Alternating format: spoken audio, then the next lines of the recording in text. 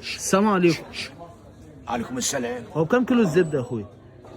150. ليه يا عم في اي حته ب 300 و400؟ هنا الزبده مضروبه. يعني ايه مضروبه؟ وطي صوتك لحد يسمع، اسكت. ما تعرفش حد. طب يعني ايه مضروبه؟ وهيكون في كاميرات. لا الدنيا امان. انا هنا عامل الزبده تحت السلم، بغش الناس عشان اكسب. يعني انت غشاش؟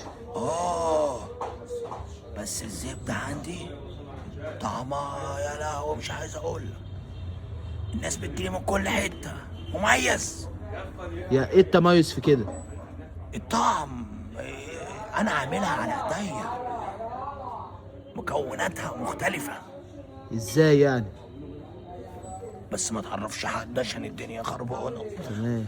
الزبده عندي بطاطس مهروسه على دقيق على حاجات مكبوسه، وبنشعرها سن الجبس عشان تمسك.